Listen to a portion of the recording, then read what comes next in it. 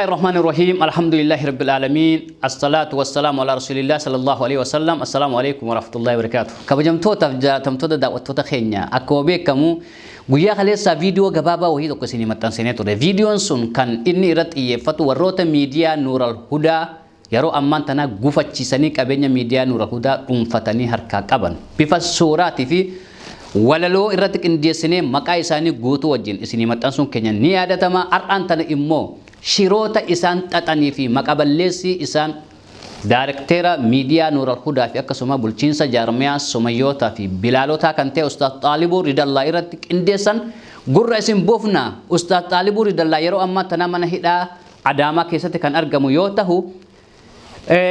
himanni obboleewwan keenya kun akka isaan qindeessanii akka poolisni isa kana to'annaa jala oolchu akkaataa isaatti taasisan wantoota isaa maqaa ittiin balleessan gurra isin buusuu barbaada. Waan kana immoo qabatamaadhaan isinillee kan arguudhaaf teessan akkasuma shira gama gartee majlisa Adaamaatiin Ustaaz Xaalibuu irraa dalagamaa jirullee waliin ilaalla. Majlisni bakka kana keessa maaliif harka galfate? Namoota daa'ii isaanii miseensa isaanii Ustaaz Xaalibuu Ridallaa jechuun miseensa majlisa Oromiyaati. Miseensa majlisa Oromiyaa tahee gama majlisa Oromiyaatiin hoo ilma isaanii guddisa isaanii nama isaan uf jalatti maalummaa isaa beekan adeemsa isaa beekan kaayyoo isaa beekan bu'aa fi bayii inni keessa dabraa ture jireenya isaa guutuu hayaata isaa guutuu maaliin akka dabarse nama beekan tokko maaliif akka inni hidhamu akka inni mana hidhaa keessa oolee bulu torbee tokko ol akka inni mana hidhaa keessa lakkoofsisu maaliif akka taa'anii ilaalaa jiranis waliin irraa dubbanna. Shirri kun maaliif xaxame waan juullee waliin ilaallaa jechuudha. Kabajamtoota jaallatamtoota keenya mee viidiyoo kana sheer godhi. Namoota yeroo ammaan tana hubannoo waan kanaa hin qabneef hubannoo taha waan ta'eef maaliif wantoota kana keessoodhaan walii gorsuun hin jiru. Ulamaa'in maaliif keessaa waliin gorsine maaliif qilleensarratti ol baaftanii maaliif majlisni Oromiyaa maaliif tuqama wantoota jiru kana namoonni tokko tokko haasuu dandeessan. Obboleewwan keenya yeroo ammaan tanaa yeroo teknooloojiidhaati. Haalli dur namni keessoo yookaan immoo godatti galee manatti galee wal dhossee wal gorfatee wanni sun yeroo ammaan tanaa haftee jirti. Amma hanguma ati gama sooshaal miidiyaa kanarratti dhiibbaa ati gootuun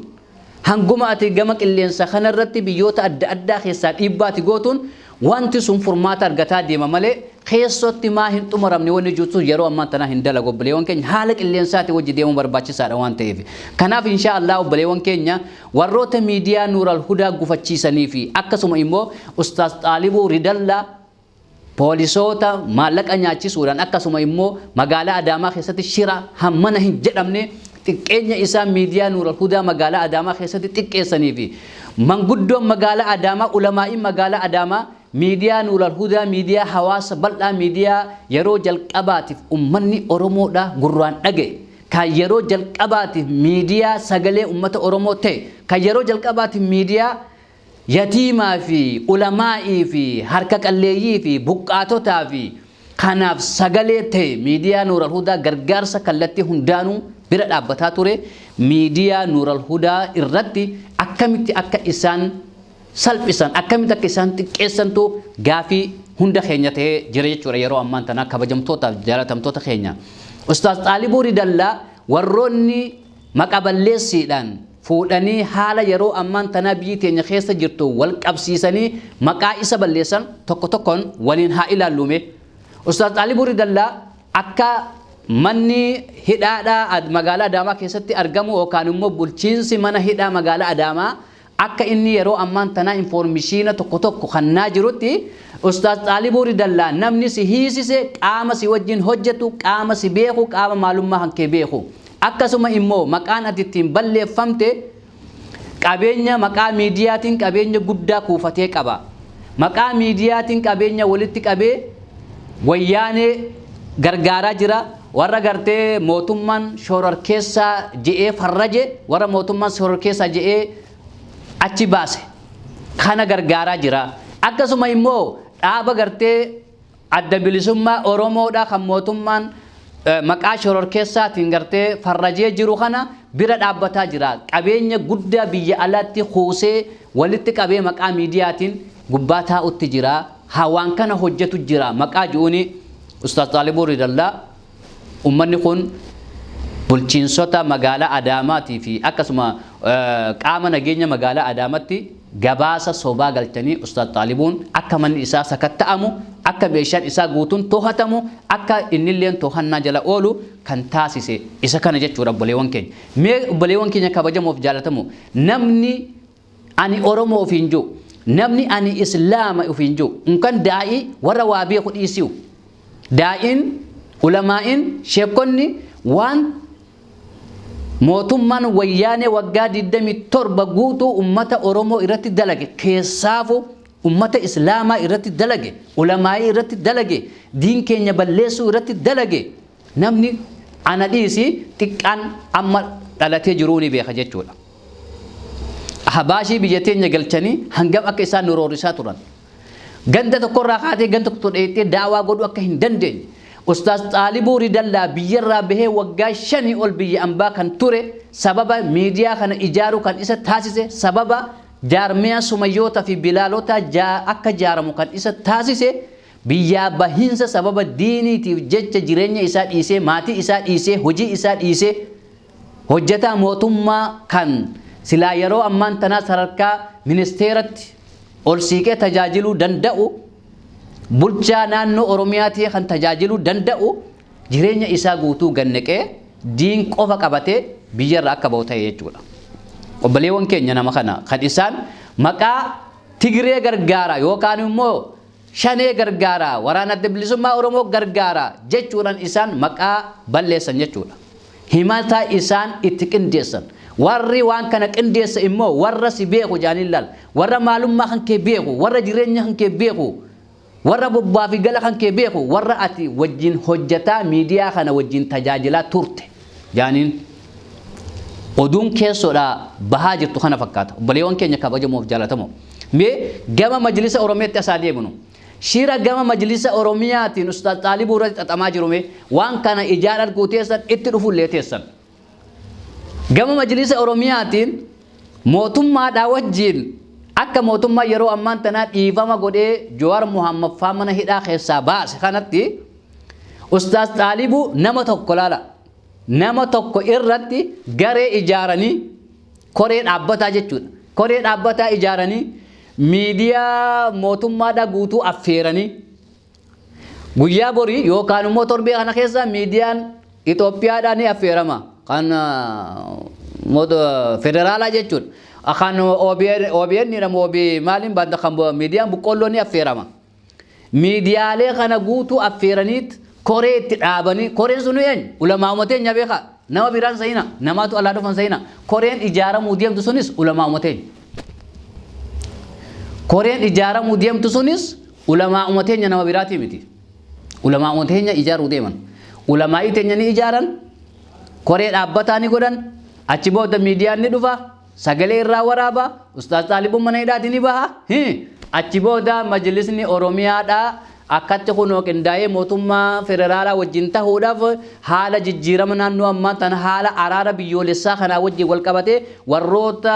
shakkamanii maqaa shororkeessummaatiin shakkamanii mana hidhaa keessatti argaman tokkoon tokkoon baasaa araara barbaaduudhaaf deema laala jarana shira guddaa xaxamuudhaa deema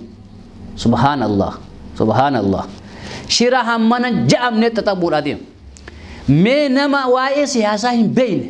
Ustaaz Xaalibuu waa'ee siyaasaa yoo gaafatte jecha tokko irraa beekee sinimu wajji waggaa dheeraa hojii turre wal beekna waan ta'eef waa'ee siyaasaa irraa waan irraa beekee simu qabu Ustaaz Xaalibuun waa'ee diinii yoo gaafatte immoo xiqqaa fi guddaa isa beeka dhimma diinii irratti boleewwan keenya Ustaaz Xaalibuu siyaasaa fuudhanii itti maxxansuun siyaasaa wayyaanedhaa fidanii itti maxxansuun siyaasaa ummata Oromoodhaa kan adda bilisummaa Oromoodhaa itti maxxansuun kuni waan hin fakkaanne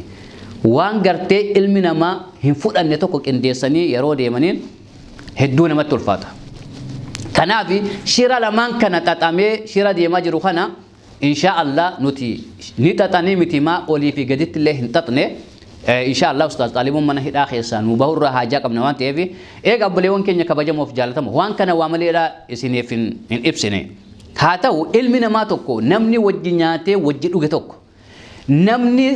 hawaasni tokko amaanaa naa qabi amaanaan tun gartee gama diiniitiin si harkatti hin badini naa qabi naa tajaajili hawaasa bal'aa kana gartee sagalee hawaasa bal'aadha kana akka qilleensarraa hin buune taasise kunuunsi jee gaafa namni hawaasni bal'aan amaana si kannee uf dura si kaawwatu ati gaafa amaana namaa nyaattu yaa obboleessa kiyya yaa obboleettiyya mee uf gaafadhu yaa warra gartee garee PLC kan qabeenya hawaasa islaamaa akkatti taphataa jirtan kan qabeenya sumayyoota mana arabaa keessatti hurkaa duguuggatan oowwa keessa dhaabbatanii matbaa keessa yeroo oowwaatiin hurkaa isaanii gadi naqanii qabeenya isaa walitti qabanii miidiyaa ummata islaamaa kanaan tajaajiluudhaaf sitti ergan ati arra qabeenya dhuunfaa keetii godhatte yaa nama gartee Bilaal gartee gammoojjii keessa taa'ee gaala eegu kan gammoojjii keessa taa'ee re'ee eegu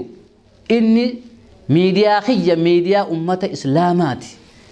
miidiyaa gartee tokkicha kanan qabaa kun gartee jiruuti ya keessatti hayaata kiyya keessatti seenaa naaf dalagu jee inni kunuunsee qabeenya qabu irra dadhabe osoo hin jiin hifadhe osoo hin jiin inni walitti qabee gama kan kee erge ati immoo arra qabeenya dhuunfaa keetii goote insha Allah rabbiin addunyaa akhiratti illee salphisuuf ta'a jazaa kan kee rabbi gartee addunyaa irratti illee nu garsiisuudhaaf ta'a yaa warra gareedha wal ijaartanii qabeenya miidiyaadha qabeenya dhuunfaa keessanii godhatan yaa warra qabeenya islaamaa gantan yaa warra ummata islaamaa gantan yaa warra maalummaa gartee namummaa wallaaltan yaa warra rabbummaa wallaaltan warra gartee namummaa wallaalta warra gartee gosummaa wallaalta warra gartee sabummaa wallaaltan kan qabeenya ummata islaamaa qabeenya dhuunfaa keessanii qabeenya naannoo keessanii godhatan insha Allah jazaa keessan salphina keessa rabbi nu garsiisuudhaaf ta'a imimmaan hiyyeessaa jalaa baanettanii yaadina imimmaan gadaboo takka osoo silaa shilingii takka keessa shaantima shantam keessaa qabattanii maaliif riyaala kuma takka keessa yookaan immoo maa kuma dhibba takka isin qabeenya keessaa qabaanne har'aan tana kaashii qabeenya keessan isinii kanneen namni achi keessaa isin qulqulleessuu danda'u daqiiqaa takkaaf sakandii takkaaf osoo hin turre osoo qabeenya achi keessaa qabaattanii qabeenya keenyaatu akkeessa jira hurkaateen nyaatu akkeessa jira jettanii osoo achirratti waa himachuu dandeessanii har'a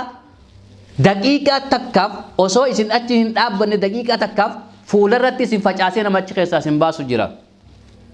garuu isin insha Allah waan daleeydan kanaaf dogongora irra daleeydan kanaaf dogongora ummata islaamaa kaaba fi kibba bahaa fi dhihaa fuula fi deebistan qalbii fi deebistan kana kan ammallee gartee yaadatuu dadhabdan kan qabeenya keessan gartee lafaan bitattan qabeenya ummata islaamaa lafaan bitattan kan qabeenya keessan maqaa dhuunfa jijjiiratan qabeenya ummata islaamaa maqaa dhuunfa jijjiiratan insha Allah jazaa keessa rabbi isinii kafaluuf ta'a maallaqni isin qabdanii teessaniin kuni boru gartee dhuma takka isintu qabeenya san dhiisee kuta takka qabeenya isin dhiisee kuta rabbiin gartee duuba waan dadhabeen qabu akkuma bakka san isin kaahee aangoo san fudhattanii qabeenya san maqaa keessatti deeffattanii har'a ummata islaamaa ittiin salphistan kana ummata islaamaa ittiin xiqqeessitan kana miidiyaa irratti ummanni islaamaa gargar wal qoode miidiyaa irratti ummanni islaamaa qabeenya ummata islaamaa nyaate qabeenya ummata islaamaa dhoowwatettanii silaa seenaa dhaloonni dhufu dalaguudhaaf taa'u har'aan tan asii gufachiiftan wanti isin daleeydan akka gartee dhaloonni dhufu ulamaa'ee hin amanne gootan akka gartee nama diiniidhaaf dalagu nam tokkollee hin amanne gootan akka amma booda jaarmayni ummata islaamaa tokko galma hin geenye gootan akka amma booda xiqqaa fi guddaa wal dhagee wal jala deeme dhaaba tokko dhaabbate wal hoggane ajaja walii fudhatee wal jala deemu akka hin taane gootan maal qabeenyi warri miidiyaa Nuural Hudaatu qabeenya gargar qoodee wal saame maqaa fi deeffate mana murtitti wal dhiyeesse akka ja'an nu gootan har'a sadarkaa kanaan nu gahuun keessan of arguu dhabuun keessan hawaasa islaamaa arguu dhabuun keessan daa'ii islaamaa arguu dhabuun keessan ulamaa islaamaa arguu dhabuun keessan sagalee warra gartee kaaba fi kibbatti gaba miidiyaa Nuural Hudaatiin taa'ee caqasu kana arguu dhabuun keessan ummata islaamaa irratti dhiibbaa isin gootan rabbii yeroo gabaabaa keessatti jazaa keessa rabbi nu haa agarsiisu. Obboleewwan kiyya kabajamoof jaalatamoo warroonni viidiyoo kana daawwachaa jirtan shira xaxamaa jiru ka yeroo ammaan tana dirree bahee mul'ataa jiru kanaatu nama dubbisiisa malee namni bahee hawwii waa dubbatuu qabu hin jiru. Kanaaf inshallah namni bahee maqaa namaa dubbachuu barbaadu hin jiru. Garuu shirri takka yeroo deddeebi'ee yeroo dhufe akka dirqama ati dubbattu si taasisa waan ta'eef dirqamnee dubbachaa jirra waan ta'eef kanaaf wantoota tahamaa jiru tokko tokkoon faana buunee isin biraan geenya inshallah ustaaz Xaaliboon guyyaa har'aan tana mana hidhaa keessaa ni baha. Garuu mana hidhaa keessaa bahee yoo ni gartan majlisni Oromiyaadha miidiyaa mootummaa udura kaayee ibsa hin kennine arguuf jirtan waan kana qabaddaanaa ta'ani. Koreen ulamaa'idhaa teesse nunoo nuti shoorakke astaghfirullah al-azim arguuf deesan diraamaa dalagamuudhaaf deemu sababa ustaaz Xaaliboo ridallaatiin diraamaa dalagamuu deemu arguuf deesan gama majlisa Oromiyaatiin walumaa arguuf teenya inshallah viidiyoo kana sheer godha waliin gaha warroota gartee shira ustaaz Xaaliboo ridallaa irratti shiran kana rabbiin jazaa isaanii nu agarsiisuudhaaf taa'a inshallah akkattiin haftu ton ni dabarti. Hidhamuun rakkinaa miti. Hidhamuun qoraasuma dhiiraatii jetti Oromoo yeroo mammaaftu. Namni gaafa hidhame uf arga wal arga tokko mataa ofii uf arga. Lammaffaadha immoo nama gartee nan kaddama jee dura taa'u kana arga. Sadeeffaa nama gartee diina isaadha kan shira kana isarratti xaxisan adda baafatee hubata jechuudha. Ustaaz Xaaliboo ridallaa hidhamuun isaa waa baay'ee adda nuu baasaa jira. Ustaaz Xaaliboon hidhamuun isaadha mistira dhokatee jiru hunda takka takkaan ol nuu baasaa jira. Boordiin biyya keessa warri manguddummaa biyya keessa miidiyaadhaaf jecha dubbataa jiran kan amma dura ol baha ibsuma tokko nuu kanna hoottaa nu wajjin mari'adha jechaanii turre kan nu dhiyeessaa turan jaalatanii osoo hin taane har'a dirqamaniiti miidiyaa irratti ol baanii dubbataa jiran. Dhugaa jirtu walitti himna waan ta'eef. Warra har'a miidiyaa Nuural Hudaa irratti ol bahee maqaa boordiitiin maqaa warra manguddummaa taa'aa jiru kanaatiin ibsa kannaa jiru kana haadhan lafa jala aboo koottaa yaada nurraa fuudhaa jechaanii turre. Koottaa wantoota jiru ifaa fi bilisatti isin hubachiifna. Nuti warra waan kana jalqabarra haga ammatti keessa beeku. Koottaa jechaanii turre. Jaalatanii osoo hin ta'in dirqamanii har'a rabbi ol isaan baase hayni funyaan afaan qaban funyaaniin dubbataa jetti Oromoo yeroo mammaaktu. Har'a hayni jaarmayni sumayyoota bilaalota qabuu fi hayni miidiyaa Nuural Hudaa qabu dirree bahee lallabaa jira har'aan tana. Alhamdulillah baga rabbi gartee haqarra nu oofe baga rabbi haqarra nu qabini baga rabbi gartee gama keenyan shira kana hin xaxisini. Wanni nuti rabbii keenya kadhannu fuulduraaf illee rabbiin gartee waan dabate irraa rabbi nu haa qabu. Haqarra dhaabbatee nama deemu rabbi nu haa taasisu. Miskiina gartee biyya ambaa keessatti rakkataa jiru kana kan sagalee ummata islaamatti taana sagalee abbootii keenyatti taana sagalee haawwata keenyatti taana sagalee obboleewwan keenyatti taana mana keenya keessa khayrii yeroo hunda haa dubbattu mana keenya keessa yeroo hunda daawaan haa godhamu. Halal fi haram adda haa baafatu maatiin teenya haram fi halal adda haa baafatu ja'anii qabeenya isaaniitiin miidiyaa kana gadi baasan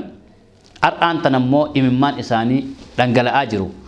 Way miidiyaa ummata islaamaa way miidiyaa keenya way miidiyaa nuti itti laffaane har'aan tana gantuun akkana goote har'aan tan ammoo haa'inni namni gartee lubbuu ifiidhaa addunyaa irraa qabuu hin dandeenye. Qabeenyuma xiqqishuu kana qabeenya xiqqaadha namni qabeenya xiqqaa kanaaf jecha namni lubbuu ofii qabuu dadhabe isaan kun nam shamoo nam jaa nama afuri osoo adda qooddannaa hojaanii qabeenya kuwaa takka isaan hin godhu wallahi makiinaa takka isaaniif hin bitu makiinaa takka isaaniif hin bitu osoo dhukkubsatanii hospitaalli tokko gartee gaba gartee biyya alatti wal'aanamta jaanii biyya alatti isaan ergee wal'aansa takka isaaniif hin ga'u garuu isaan jireenya isaanii waan ayaa isaanii jireenya isaanii balleessaa dalagan. Seenaan isaan hin dagatu. Hortee isaanii takka takkaan seenaan isaan hin dagatu. Ilmaan isaanii takka takkaan seenaan isaan hin dagatu. Amaanaa har'aan tan isaan nyaatan kana, amaanaa har'a hawaasni isaanitti kanneen isaan gatan kana, isaan ganan kana Rabbiin jazaa isaaniif kafala. Inshaallah buleewwan keenya isinitti dheeressine. Assalaamu alaikum wa rahmatullahi wa barakaatuh.